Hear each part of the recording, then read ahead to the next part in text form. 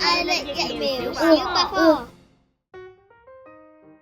Hello， 楊師奶，又會咁啱嘅，帶埋囡囡出嚟揀玩具咁開心啊！冇計啦，個女啱啱收到通告，下個月要喺學校打流感針啊！佢知道咗之後扭計，好驚啊！佢話唔打喎。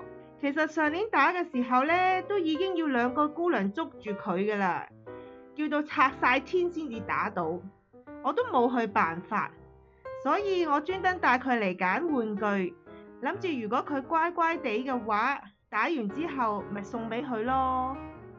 媽咪，我真係好驚啊！我唔想打針啊！我唔要玩具啦。陰公咯，楊師奶，其實如果你個女咁怕打針，點解唔試下轉用噴鼻式嘅流感疫苗呢？噴鼻式即係點㗎？姨姨係咪打落個鼻度㗎？痛唔痛㗎？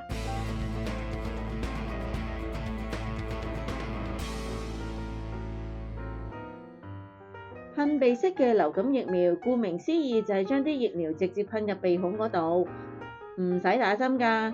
咁就當然唔會有紅腫痛呢啲打針嘅反應啦。我上年都係帶阿仔去診所噴鼻㗎，佢噴完仲問我其他針可唔可以都噴鼻喎。咁正，會唔會好貴㗎？如果平平地嘅話，我哋一家幾口一齊去噴鼻啦。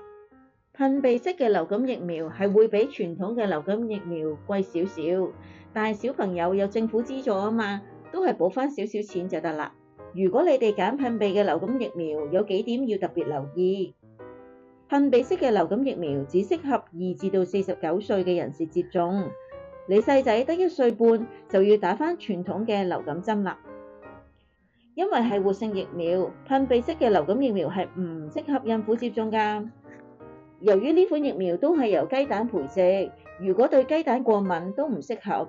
28天內曾經接受任何活性疫苗都唔噴得㗎。